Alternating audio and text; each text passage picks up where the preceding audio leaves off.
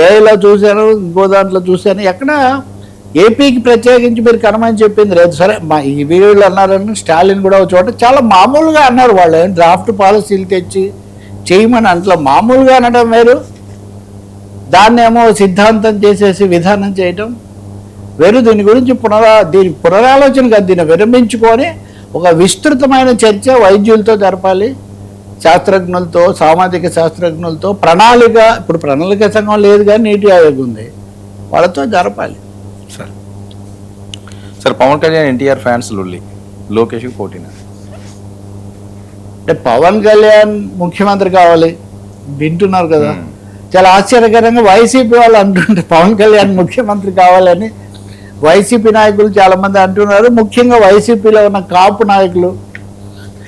మీరు చంద్రబాబు నాయుడు అంటే సరే ఏదో సీనియర్ కాబట్టి అన్నాము, కానీ చంద్రబాబు నాయుడు ఆ పదవి నుంచి దిగిపోయిన తర్వాత కూడా ఎలా అవుతారు? రెండో ముఖ్యమైన నాయకుడు పవన్ కళ్యాణ్ కదా, పవన్ కళ్యాణ్ వాళ్ళే గెలిచారు కదా, కాబట్టి పవన్ కళ్యాణ్ ముఖ్యమంత్రి కావాలి అని. ఇంకొకరు అయితే ఎవరో కనీసం మధ్యంతరంగా కొన్ని రోజులైనా, కొంతకాలమైనా, ఒక ఏడాది అయినా పవన్ కళ్యాణ్ ముఖ్యమంత్రిగా ఉంచాలి, ప్రజలు ఆయన చూసి ఓట్లేశారు, ఇలాంటి ఒక ప్రచారం పవన్ కళ్యాణ్ అభిమానులకు సంబంధించి. రెండోది దీని ఆధారంగా ఎంతకాలం మనం మొయ్యడమేనా అని వైసీపీ వాళ్ళే దీన్ని కావాలని తెస్తున్నారు.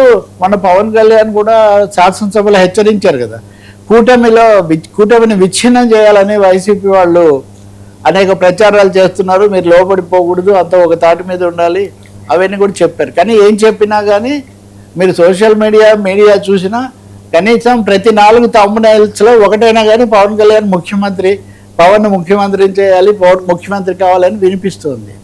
ఇంకా రెండోది ముందు నుంచి ఉన్నటువంటిదే జూనియర్ ఎన్టీఆర్ విషయం.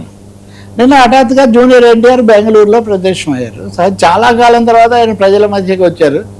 వచ్చి అక్కడ కిమ్స్ ఆసుపత్రి బెంగళూరు శాఖను ఏదో ఆయన ప్రారంభోత్సవం చేశారు. అక్కడ చేస్తూ 2-3 మాట్లాడారు. సరే అక్కడ ఆయన అభిమానులు అందరూ కూడా అక్కడ ఉండి సీఎం సీఎం సీఎం అని వాళ్ళు అరుస్తున్నారు. సో దాని మీద ఈయన స్పందించలేదు, మీరు సైలెంట్గా ఉండండి అని చెప్పారు. కానీ 2-3 అయితే జూనియర్ ఎన్టీఆర్ చేశారు. అందులో జూనియర్ అనకూడదు, ఇప్పుడు ఆయనే ఎన్టీఆర్ అనుకోండి. ఆయన ఏమన్నారంటే తాతగారి వారసత్వం, కిమ్స్కు తాతగారి ప్రారంభోత్సవం అప్పుడు శంకుస్థాపన చేశారు, దాన్ని నేను వచ్చి ఆ వారసత్వాన్ని కొనసాగించడం నాకు చాలా సంతోషకరంగా ఉంది. ఈ పద్ధతిలో ఆయన తాతగారి వారసత్వం ఆయన అన్నారు, వీళ్ళు అన్నారు. తర్వాత దీనంతా యాంకరింగ్ చేశారు. యాంకరింగ్ అనండి, మాడరేటర్ అనండి, డాక్టర్ గురవారెడ్డి గారు, ఆయన కూడా మీడియా ఇవన్నీ యాక్టివ్గా సేవీగా ఉంటారు కదా. ఆయన 20 ఏళ్ళ తర్వాత మీరు ఎలా ఉంటారు ఎన్టీఆర్ గారు అని ఒక ప్రశ్న వేశారు. సో ఆబ్వియస్ క్వశ్చన్ తరచూ చాలామంది అనేది, ఇప్పుడు ఆయన మంచి ఫామ్లో ఉన్నారు, చాలా సక్సెస్ఫుల్ హీరోగా ఉన్నారు కాబట్టి ఇప్పుడు కాదు కానీ కొంతకాలం అయిన తర్వాత ఇప్పుడు దళపతి విజయ్ వచ్చినట్టు, పవన్ కళ్యాణ్ వచ్చినట్టు ఉత్తర రాజకీయాల్లోకి వస్తారని ఊహాగానం బలంగా ఉంది కదా. సో 20 ఏళ్ళ తర్వాత ఎన్టీఆర్ ఏంటి అని అడిగే ప్రశ్నలో అంతర్గర్భితంగా మీరు రాజకీయాల్లోకి వస్తారని ఉంది. దానికి ఎన్టీఆర్ జవాబు చెప్పలేదు. 20 ఏళ్ళ తర్వాత నాకు 67 ఏళ్ళు వస్తాయని చాలా తెలివిగా ఆ ప్రశ్నను దాటేశారు. అంటే ఒక విధంగా చెప్పాలంటే సస్పెన్స్ అట్టిపెట్టారు ప్రతి విషయంలో కూడా. ఇప్పుడు వీళ్ళు సీఎం అని అరిచినప్పుడు అవన్నీ మనకెందుకు, ఇది సందర్భం వేరు అని చెప్పడం కానీ కాకుండా దాన్ని అలా అట్టిపెట్టారు.